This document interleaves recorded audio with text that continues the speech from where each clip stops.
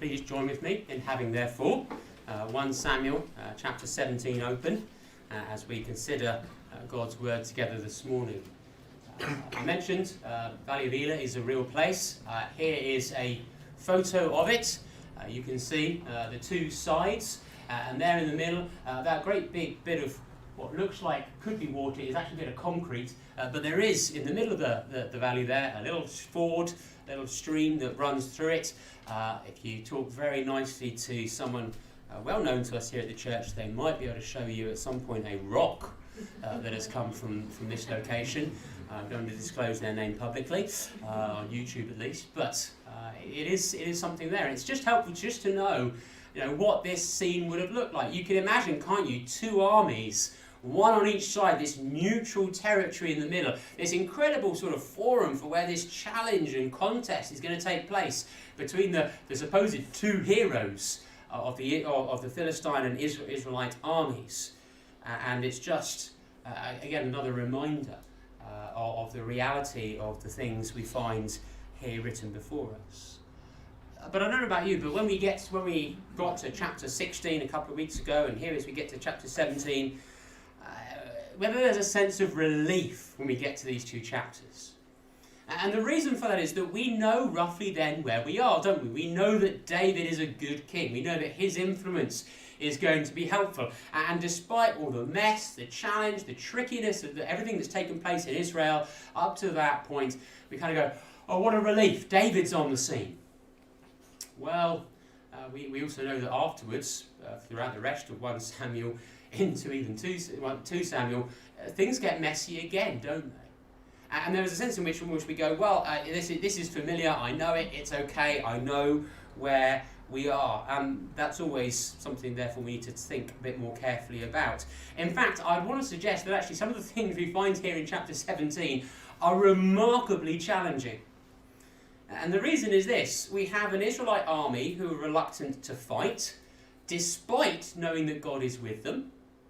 We have a king who is supposed to lead his army out into battle, but he's entirely reluctant to do so. And not only that, but bows to the demands of an enemy army as to how the engagement is going to take place. Doesn't look like a king that's leading, does it? We then have a shepherd boy who is allowed to, on behalf of an entire nation, and with their fate on his shoulders, go out and fight a giant. Well, childline didn't exist in those days, but kind of going, where are child services? And what's even more concerning, right at the heart of it, is that nobody seems to be concerned about God and his glory, except for a shepherd boy, and he isn't even supposed to be there in the battle. He's the only one that thinks about it. And so we're going to consider these things together this morning. One of the things we often did when leading beach mission down in Weymouth, we'd sit down with the team helpers for the week, and we'd do some bit of training with them on the Sunday afternoon, and we would set them the challenge of, okay, here's the story of David and Goliath, how would you teach it? Well, the danger is that 9 times out of 10, we ended up with a very moral reading of this story. If God is on your side, you're going to succeed, or even, as is popular and taught it within schools, I checked it because there's a load of school material saying this is what you need to teach the kids. Wisdom, courage and skill are better than arrogance and brute strength. Well, neither of those things are actually wrong to come out of. And we're going to see elements of that through this passage. But we also need to have in the back of our minds here, this is also another picture of the Lord Jesus, isn't it?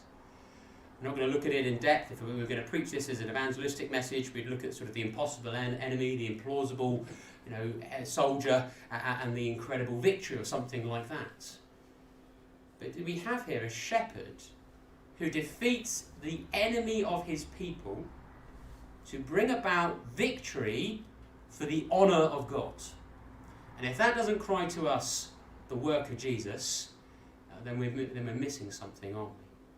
But instead, we're going to see and think about, particularly this morning, the question of living for God, concerned for his glory. Living for God, concerned for his glory. And therefore we have, first thing for us to consider this morning, an unexpected problem.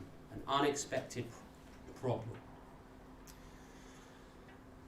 Having said they're unexpected, the Philistines were expected, weren't they? The Philistines were the enemy of the Israelites. In fact, actually, when you read through 1 Samuel, whether you've picked up on it or not, by this point, the Philistines have been a continual problem for them. They're mentioned in 1 Samuel chapter 4, chapter 5, chapter 6, chapter 7, chapter 9. They are continually being attacking the people of God and causing an issue. And in fact, if you just flick back to chapter 14, when God said to Samuel, I'm going to show you who the king's going to be. In 1 Samuel, that's not 14, is it? I've done it again. Sorry, chapter 9. In 1 Samuel chapter 9, verse 16. This is what God says to Samuel, 1 Samuel 9:16. About this time tomorrow I'll send you a man from the land of Benjamin, anoint him ruler over my people Israel. He will deliver them from the hand of the Philistines. This is Saul's mission. You have an enemy, Israel. I'm going to give you someone, and their whole role as king is to rescue you from the Philistines. That is an obvious and very present challenge.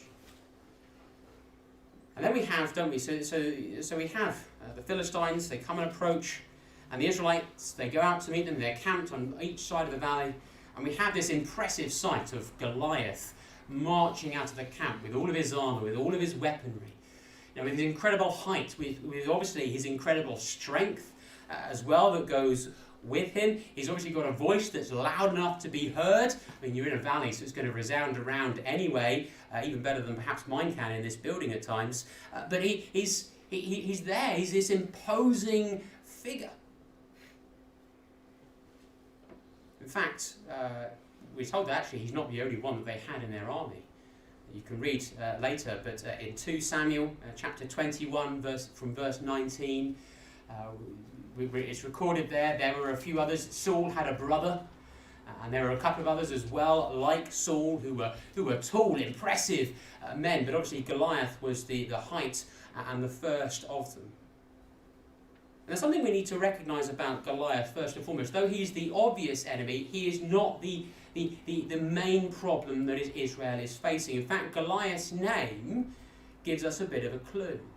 Goliath's name means to reveal, to expose. And that is exactly what Goliath is going to do. He is going to be used by God to expose a problem that is taking place within Israel, and the problem is something about the way they are thinking. There is something failing them in their attitudes and their approaches to the way they go about things. And we have a number of hints that that's going to be the case, and then David tells us exactly what it is. The first hint of the problem within Israel is that we're told that in verse 10, Goliath, as he makes his challenge, says, "This day I defy the armies of Israel." And for a Philistine, when he says, "I defy the armies of Israel," he's not just going, "I don't like you people." The Philistine thinking was attached with, these people represent their gods. If I defy the people, what I'm actually doing is I'm defying their God. Because for the Philistines, if the Israelites won the battle, they're going to be saying, their God's more powerful than mine. It's the way that the culture was set up and worked in those times. So Goliath is standing there and saying, I defy God. I challenge your God. And yet, in the text, that's not something that's picked up, is it? Until we get into verse 20, all the way down to verse 26, where when David comes and David is present in the camp, it is only then that David says, "Who is this uncircumcised Philistine that he should defy the armies of the living God?" David is the first person that associates the army of Israel in connection with God. In fact, it's said, isn't it, there in verse 45, David again, as he's talking with Goliath, he says, I come against you in the name of the Lord God Almighty, the God of the armies of Israel, who you have defied. David says, this is actually, Goliath, this is all about God. And here's the really tragic thing. The Israelite army hadn't got that until David arrived. The problem was, they're not thinking in a spiritual or in a godly way at all, are they? We're told that in verse 11 that when they hear the Philistines' words, Saul and all the Israelites were dismayed and terrified. They're all hiding away. They look at the physicality of Goliath and say, not for me. I can't engage in this. But they miss the whole point and the thrust of Goliath's challenge. Goliath says, this is about your God here. I'm attacking him. You're his representation. You're the obvious picture of him. And so I'm going to put the challenge to you. But this is about your God. And David is the only one that picks it up. Goliath reveals something about the people of Israel. They've stopped being concerned about spiritual things. They've stopped being concerned about God and his glory. They've stopped being concerned about God and his reputation, or thinking even with a spiritual tone, especially with their land. And we go, well, how can that really be the case, right? Because these are Israelites after all. We're not talking about people who've come up from Egypt. No, they are going to be offering sacrifices. They're going to be calling out to God, surely. They are the people of God. And yet the whole question about living, about the purpose and the thrust behind Goliath's challenge had been completely missed. That's why we were thinking a little bit earlier with the children about God changing our minds when we become Christians. And it is needed, isn't it? It is needed when we become Christians. Our mind and our thinking has to radically change so that we are seeing and thinking about God in every part and aspect of our lives. We're not just seeing everything popping up and paying no attention to it and seeing everything in complete disconnect. We are supposed to be people who see a spiritual tint, a spiritual veil over the things that are taking place. We're supposed to be people who are quick to read God into the events that occur. That doesn't mean, right, when you keep losing your phone, you go, well, what's the spiritual lesson behind this? But we should be going, where is God in the things that are taking place? I read very helpfully, as I was just reading about in various different things, it wasn't related to this passage, but it was something else, and it popped up. And there's someone who said this, that God's people today spend more time asking, why does God allow this, whatever it might be, to happen, instead of asking what God is teaching them in that moment. God here is going to be teaching the people that they had forgotten to consider him and his glory, to put him first and foremost. It's a challenging question for us. Are we, as God's people, are we switched on spiritually to the things that are taking place? That's why Paul says in Romans, as we read earlier, our minds are to be renewed. Or perhaps in Colossians 3 verse 2, Paul says, set your mind on things above. You've got to think in a different attitude. And actually, as we look at one another, what do we see? Well, we do see that, don't we? We are encouraged by seeing a spiritual, God-concerning attitude amongst one another. Right? And we should be pleased for that. But here's something we need to think about, because we shouldn't take it for granted that is always going to be concerned and be the case amongst God's people.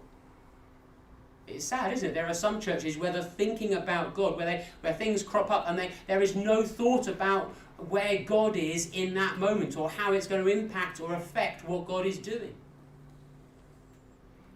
Therefore, we do need to make sure that we keep on modelling and displaying a godly thought. In fact, that's what David does, isn't it? David goes around and he starts talking to the people, and that's eventually how Saul ends up hearing about David being in the camp. Because David's going around saying, well, who's going to deal with this guy because of God? He stirs them up to thinking in a different way.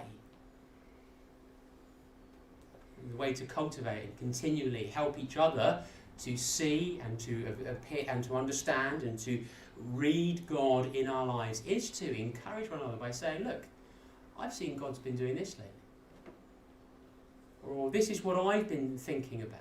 Or this is why I arrived at this conclusion, because I understood God from his word to mean this about when I considered my career, my university choices, my family decisions. We people that have God first and foremost in our minds. He's prominent there. And we're concerned for his glory amongst us. And then secondly, we have some unexpected challenges. You kind of feel for Eliab a little bit, don't you? We're told that he is David's older brother. In verse 28 there, Eliab, David's eldest brother, heard him speaking with the men. He burned with anger at him and asked, why have you come down here? And with whom did you leave those few sheep in the wilderness? I know how conceited you are and how wicked your heart is. You've come down only to watch the battle. Well, you kind of go, okay, Eliab's obviously feeling a little bit sore here. You know, he got passed over for being anointed as king of Israel. Is he just feeling a little bit bitter? Sort of, what are you doing here now? Have you come to tell everybody that you're the king? Are you going to try and take rule and reign? It sounds certainly a lot like sibling rivalry, especially when you look at David's answer in verse 29. He goes, now what have I done? Excuse me, it's all right. It's just my cystic fibrosis. But David says, doesn't he? Now what have I done? You know, it's the younger brother going, look, it's just nothing that I do any good for you. You know, are you going to pick on me now as well? But actually there's something more, isn't it, in what Eliab says to David. Eliab in 1 Samuel 17, verse 28, as we just read there, he's angry with David. He goes, where did you leave those few sheep? David, you've got another job you should be doing. But what he says, especially at the end of that verse, is really painful, where he says to David, I know how conceited you are and wicked your heart is. Really? I mean, okay, as David's older brother, he's going to know David's faults and flaws.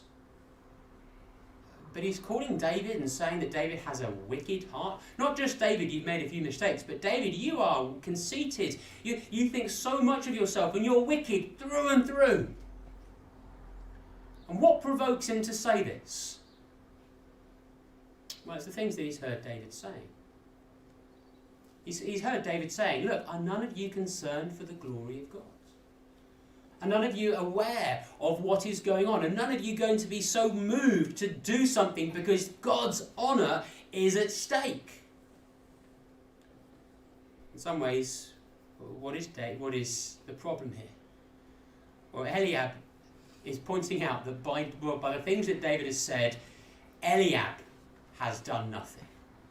The people have done nothing. David, in making this a spiritual issue, is saying to everybody, you've got to deal with this. You cannot ignore it. It's not merely a physical problem.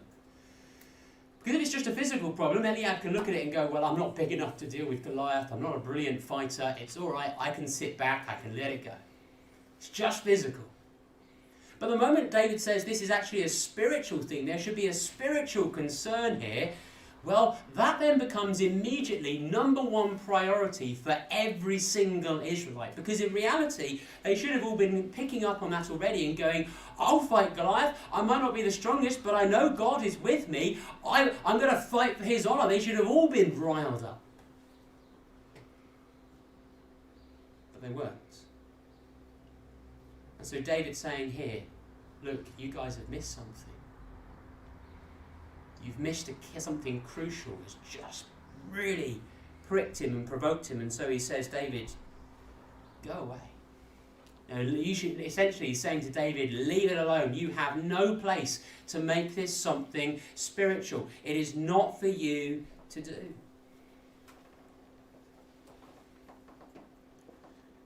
It can be easy for us to do that, can't it? To just want to say about a problem, it's just a physical thing. But does it really matter whether the laws in the land get changed to say that anybody can misuse God's name? But does it really matter that, that things can take place on a Sunday, that Sunday is just be ignored? Does it really matter that other things take place that just slowly sort of chip at and erode or attack the signs and the evidence of God and his presence and his glory and his people? And the answer should be no. Why we say things, why we write letters to MPs and to the people in the House of Lords. It's why the Christian Institute makes us aware of things that are going on, because there are things that we look at and go, okay, we don't live in a spiritual Israel, but we do and we are concerned about the matter of God's glory in our country. We're not supposed to be apathetic towards the things that are taking place. Yeah, it's going to take some work, and yes, it's uncomfortable because it forces us to make an opinion and to have a position and to take a stand on things. But the glory of God is serious. If there are things that are attacking God's honour and his reputation, shouldn't it concern us? Shouldn't it be an issue for us? And David just carries on, doesn't he? He carries on talking about it, and the news of it comes to Saul, and well, Saul comes and brings another bit of a challenge to David, doesn't he? Saul, we're told there in verse 33, as he's speaking with David, says to him, you are not able to go out and fight this Philistine. You're only a young man. He's been a warrior from his youth. You are too small, David. You don't have enough experience.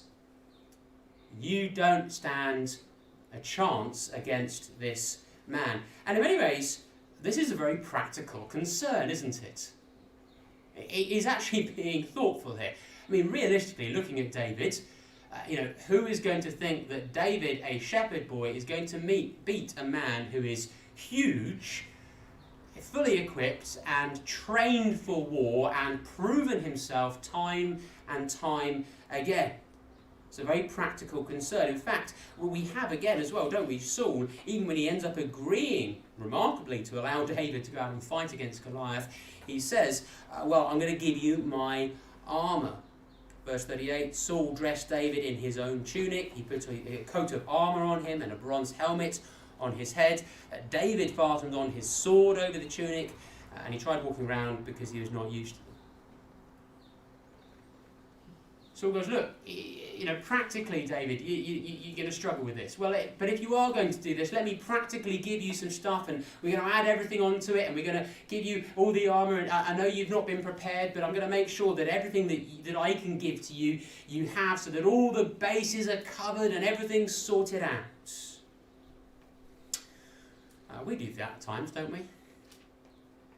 When things crop up, they need to be dealt with. Maybe there's issues or concerns or even questions about things that are taking place. And we go, well, if we're going to serve God, if we're going to do something to display God's power, if we're going to do something for the Lord, what we're going to do is we're going to make sure that we've covered all the bases. Everything is thoroughly and fully prepared, that there is no wriggle room for error, that humanly we do absolutely everything possible to make sure, or to try to force the result that we think should be the outcome. Kind of trying to mitigate the risk.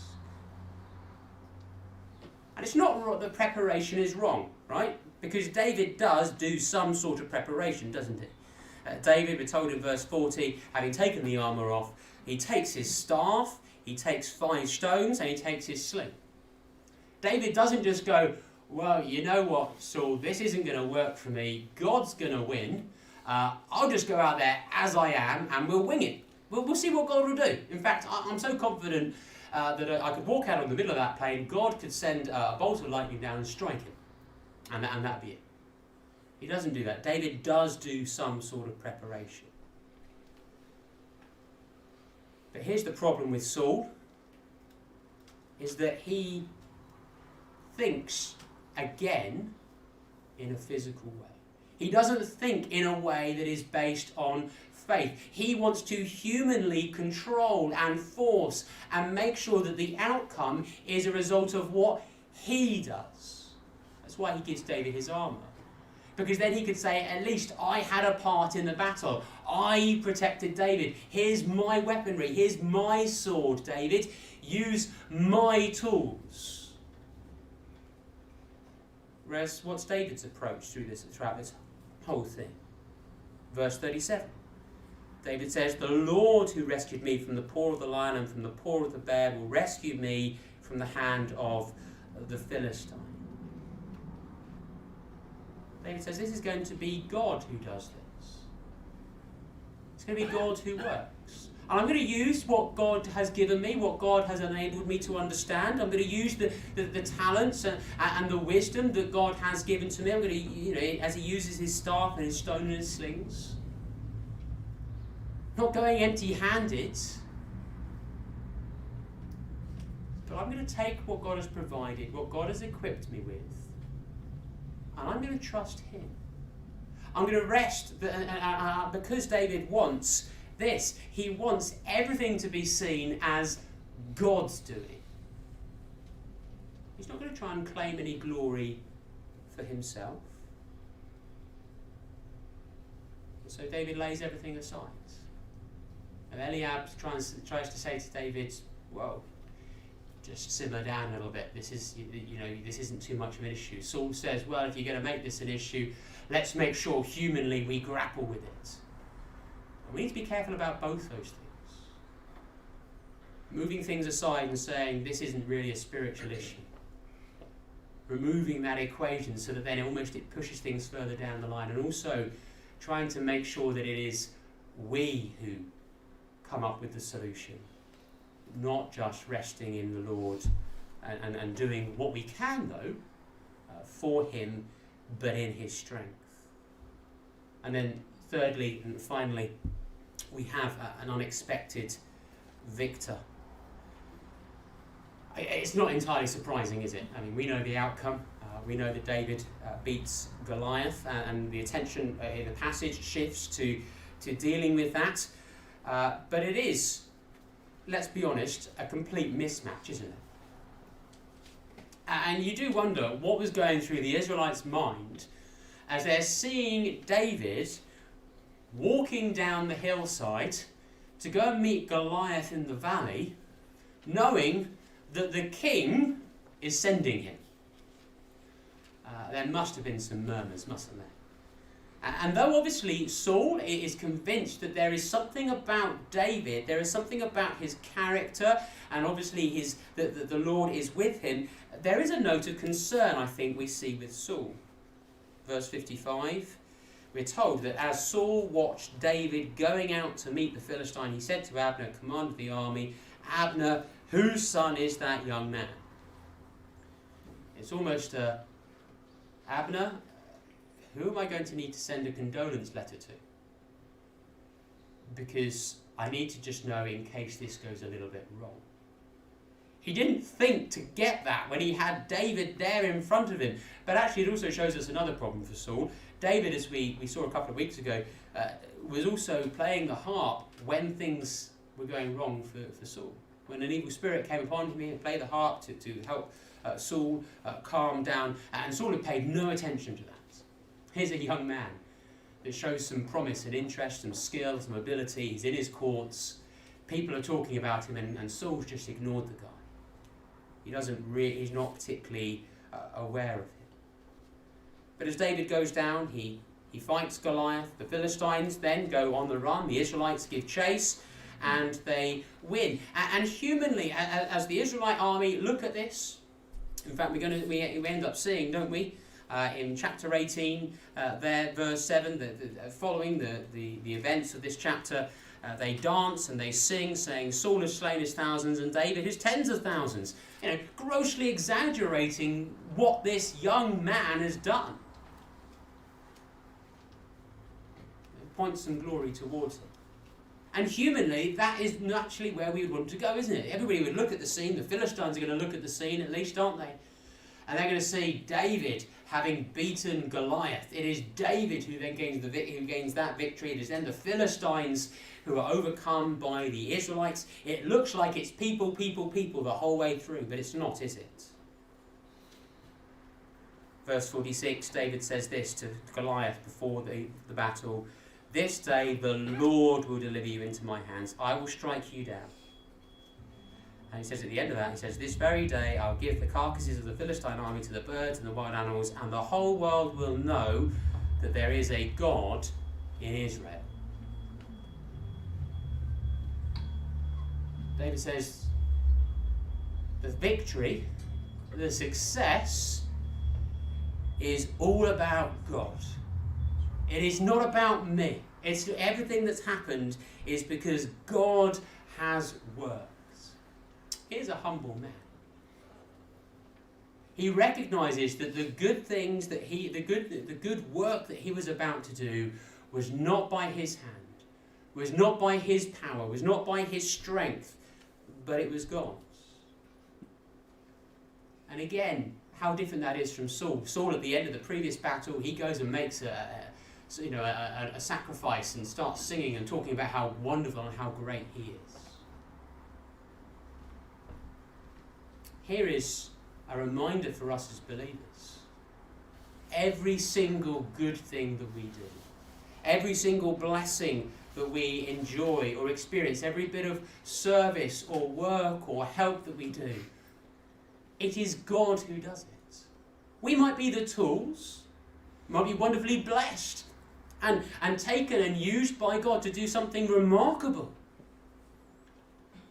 But it is always God who is doing it. It's not us. The glory alone belongs to him. Yes, it was going to cost David. I mean, can you imagine how David was feeling? Humanly, as he's approaching that. I mean, maybe he didn't feel it. There are times, aren't there, where apparently youth means you don't notice things so much. But I think David, as he's approaching, humanly would have every reason to be shaking. But he isn't. Why? Because he knew God was with him.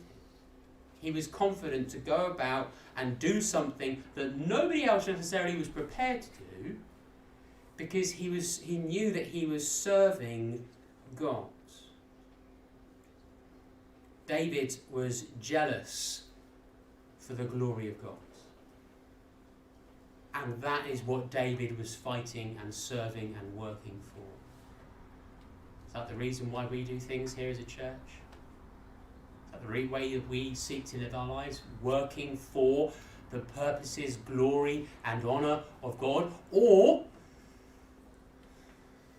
perhaps we all at times have an inclination to do or find it easy to do we do things a little bit for our own glory? A little bit to get noticed? That wasn't what David was after at all. And the battle, the challenge here that the Israelites faced of, will they stand up for the glory of God? Will they defend God's honour?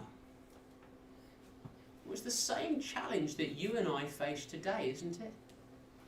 When we have different conversations and various topics come up and we kind of have to say, well, am I going to pick up this topic or am I going to let it slide? Or am I going to allow this conversation to keep on developing and allow these people that they might well be my friends, but am I going to allow them to say things that bring and cause God's honour and his glory into question or doubt? Now, am I going to allow that the attitude and the sense within the culture and the way things are going, am I going to allow it to impact my choices so that then the glory of God becomes something that isn't so concerning to me? Or am I just going to ignore it and allow it to, and just hope that somebody else will deal with it? We need to be concerned for the glory of God.